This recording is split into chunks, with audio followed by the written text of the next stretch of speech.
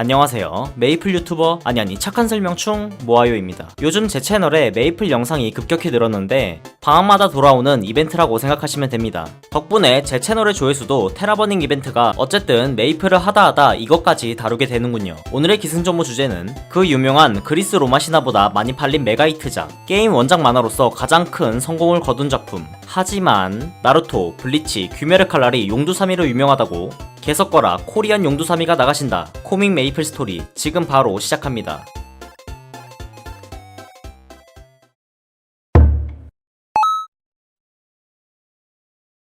크레이지 아케이드 오프라인 배틀이라는 크레이지 아케이드를 바탕으로 한 만화가 있었습니다. 이 작품은 깔끔하게 10권으로 끝이 나는데요. 크아가 흥하고 만화까지 흥하자 물 들어올 때 노젓듯이 당시 떠오르는 초신성 게임이었던 메이플 스토리를 토대로 2004년에 만화를 만들었는데 그것이 바로 코믹 메이플 스토리입니다. 2004년 당시에 메이플은 1주년 이벤트도 하였고 3차 전직이 막 추가되었고 작품까지 나왔던 시기였네요. 당시에 메이플이 궁금하시다면 이런 영상이 준비되어 있습니다. 아시는 분은 아시겠지만 메이플 스토리가 나온 지 얼마 되지 않았을 때는 세계관 정립이 정확히 되지 않았었습니다. 메이플이 메르세데스, 아란, 팬텀, 루미너스, 에반의 줄임말이라는 게 2010년 이후에 밝혀졌기 때문에 옛날엔 대체 게임 제목이 왜 단풍 이야기인지 알 수 없었죠. 그래서 당시 작가진은 독자적으로 세계관을 만들었습니다. 코믹 메이플은 작화에 김신중, 서정은이라고 적혀있지만 김신중님은 2004년 1권부터 5권까지를 맡았고 나머지 6권부터 끝까지는 서정은님이 담당하였기 때문에 사실상 코맨은 서정은님이 그렸다고 봐도 무방합니다. 김신중님이 맡은 1권부터 5권은 메이플 게임처럼 산등신도 안 돼 보이는 귀여운 그림체지만 6권부터 마지막으로 갈수록 혐오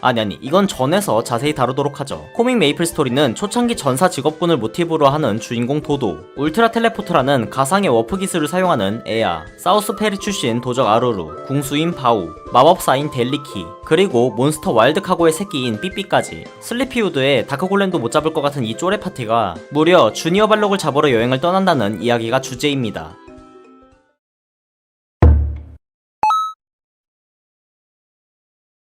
인기의 이유로는 일단 게임 메이플의 엄청난 인기 덕분입니다. 메이플 스토리는 2003년 4월에 서비스 시작 후 2004년에 이미 최고 동시 접속자 15만 명을 돌파한 게임이었거든요. 게다가 당시 메이플 스토리 유저 대다수가 초등학생이었죠. 안타깝게도 당시에 생긴 초딩 게임이라는 인식은 현재까지도 바뀌지 않았습니다. 현재 메이플은 초등학생이 절대 오래 할 수 없는 게임인데도 말이죠. 어쨌든 주 유저층인 초등학생에 만화를 끼얹는다? 바로 주모 야근각 잡히는 기획입니다. 그 당시 메이플은 일주일 내내 고생해도 레벨 30도 찍기 어려웠고 만화의 최종 보스인 주니어 발록은 얼굴이라도 보려면 다크사이트 쓰고 찐따같이 숨어서 봐야 하는 존재였습니다. 그런 주니어 발록을 잡는 스토리라니 독자들의 상상력과 모험심을 확실히 자극한 것이죠. 스토리를 맡은 송도수 작가는 인터뷰에서 비속어를 쓰지 않고 수준 높은 단어들을 사용하려 노력한다. 독자들이 우정과 사랑, 정의를 배울 수 있도록 하는 게 목표라고 밝혔으며 실제로 전투신도 지나치게 폭력적이지도 않아서 아이들이 재밌고 흥미롭게 볼 수 있었습니다. 코믹 메이플 스토리는 2004년 4월 27일 발매를 하고 난 후 한 달도 안 돼서 교보문고, 영품문고 전체 판매 순위 3위,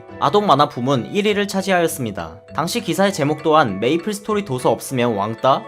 였네요. 왕따까지? 기자 양반이 과장이 심하신 거 보니 과장이시군요. 결국 2009년 말 37권을 낸 후 누적 판매량이 1000만 부가 넘어가면서 아동 만화계의 타노스, 만화로 보는 그리스 로마 신화의 판매량을 넘어서게 됩니다. 물론 그리스 로마 신화는 20권 만에 1000만 부를 넘겼기 때문에 권당 판매량은 그리스 로마 신화 쪽이 압도적이긴 합니다. 또한 코맨은 2010년부터 정기 구독제를 실시하기도 했는데 짝수달 20일은 신작을 내놓겠다는 약속을 걸며 기다리는 독자들을 확실하게 잡아두었습니다. 또한 관심을 받는 것을 좋아하는 초등학생들의 특성을 잘 활용하기도 하였는데요. 책 마지막에 독자 엽서를 넣어두어 책을 읽은 아이들의 소감을 받아 다음 권에 써놓기도 하였고 코믹 메이플 스토리 카페도 활성화가 잘 됐었습니다. 2010년 당시 회원수가 무려 9만 명이 넘었었고 잼민이들이 독후감과 팬아트, 예상 스토리를 두고 토론을 벌이는 등 구독자와 작가 간의 소통, 구독자 간 소통도 이어갔죠. 물론 그 카페는 당연히 지옥 그 자체긴 하지만 이러한 계속되는 인기에 코믹 메이플 스토리에서 파생되어 나온 책도 있었는데 2006년 수학도둑,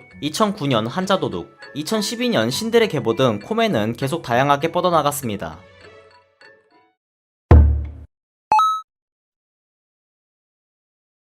잘나가던 코믹 메이플도 점점 나락으로 가게 되었습니다. 첫 번째 문제점은 과도한 커플링입니다. 이 짤은 코믹 메이플의 관계도입니다. 흡사 동물의 왕국을 보는 듯 하군요. 야생 그 자체입니다. 참고로 이건 52권까지의 관계도이고 그 이후로는 너무 복잡해서 더 이상 못 만든다고 하네요. 아니 이거 발록 잡는 이야기라며. 저주받은 신전으로 가는 길에 재빠른 와일드카고는 어쩔 건지, 타우로 듀오는 어떻게 해결할 건지, 발록의 뻘건 매직클러는 어쩔지나 논의하지 웬 라브라브질이냐고. 물론 적당한 커플씬은 보는 이로 하여금 이런 표정을 짓게 할 수도 있지만 여기 자세히 보면 사귀는 사이 따로 썸 타는 사이 따로 있죠. 애들한테 좋은 거 보여주는구만. 물론 전 그리스 로마 신화의 제우스를 보고 어느 정도 면역됐지만 그건 신하고 굳이 인물 간의 관계를 이렇게 만들어야 하나 싶습니다.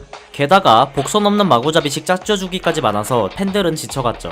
보너스로 이런 장면까지. 19세라네요. 아 물론 이 장면은 싸우는 장면입니다. 폭력적이다 라는 말을 하고 싶었죠. 훗. 두 번째는 밸런스, 설정, 작화의 붕괴입니다. 이게 말로만 듣던 붕괴 서드? 지송. 이 작품은 오류가 정말 많습니다. 세계관 최강자급의 상대에게 승리한 인물이 잡몹에게 쩔쩔 매는 경우가 많다는 것부터가 납득이 되지 않죠. 카오스벨룸은 잘 때려잡지만 가는 길에 나오는 이 이름 모른 악마한테 죽는 꼴입니다. 또한 초반에 레벨 55의 다크스톤 골렘의 힘을 흡수했지만 레벨 22 다크 엑스텀프에게 죽을 뻔한 장면은 유명하죠. 이게 인기 있었던 초반부의 설정 붕괴인데 중반부를 넘어서는 혼돈이 시작됩니다. 설정이 바뀌거나 이야기를 진행하다 잊혀지기까지 하죠.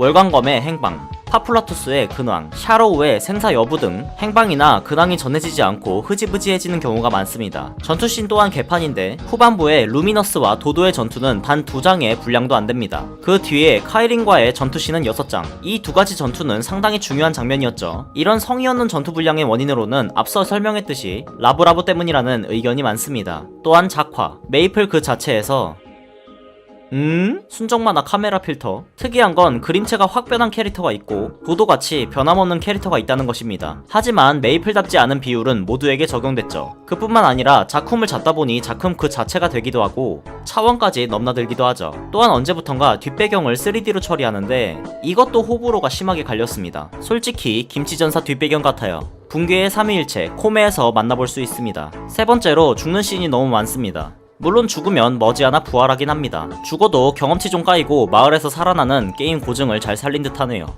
다양한 캐릭터의 죽음이 있는데 도도, 카이린, 주카, 데몬 어벤져가 죽고 69권에서는 주인공인 아루르마저 투신 자살하며 이후 아루르를 검색하면 자살, 죽음이라는 키워드가 같이 나올 정도입니다. 하지만 몇 번을 죽었다고 해도 다시 살아나기 때문에 독자들은 크게 걱정하지 않으며 그게 긴장감도 떨어져 갔습니다. 결정타로 바우의 괜찮아 걔가 언제 진짜 죽는 거 봤냐? 라는 대사는 세계관 내에서도 부활은 흔한 현상으로 인식되나 봅니다. 이 외에도 문제점은 엄청나게 많죠. 이야기가 진행될수록 문제점이 많아지는 데에는 확실한 원인이 있는데 바로 게임에서 설정이 하나둘씩 생기고 스토리가 진행되다 보니 그에 맞는 컨셉과 이야기를 만드는 과정에서 모든 게 꼬였다는 추측입니다.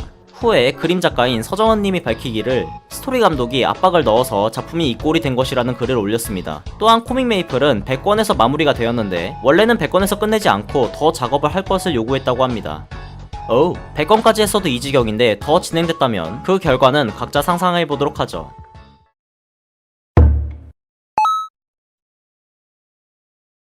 결국 코믹 메이플 스토리는 2019년 2월에 마무리되었습니다. 개인적으로 코믹 메이플 스토리는 14권 주니어 발록 토벌이 딱 적당하다고 생각합니다. 실제로 코믹 메이플의 동화책 버전인 게임 동화 메이플 스토리는 주니어 발록 토벌로 5권에서 완결을 지었다고 하네요. 이는 현명한 선택이라고 생각합니다. 코믹 메이플의 결말은 검은 마법사를 어찌어찌 물리쳐서 결혼할 사람은 결혼합니다. 그리고 독자들에게 마지막으로 똥을 준 장면이 바로 이건데 도도와 슈미 옆에 나무는 뭘까요? 나무의 눈이 도도의 실눈과 매우 닮았네요. 정말 동심파괴가 아닐 수 없습니다. 이 당시에 한참 모아이들이 댓글로 코믹 메이플을 다뤄달라고 했었죠. 다시 말하지만 전 주제 신청 안 받습니다. 다행히도 출판사에서 자식이 아니라고 단정지었다 합니다. 코믹 메이플 완결 이후 2019년 데몬슬레이어를 주인공으로 코믹 메이플 스토리 온라인 RPG가 나왔습니다. 온라인 RPG가 붙은 탓인지 이번엔 게임의 스토리를 따라갔지만 2019년 4월 25일 2권까지 나오고 3권의 발매 정보가 1년 넘게 없습니다. 또한 2016년에 홀로그램 뮤지컬을 만들었습니다.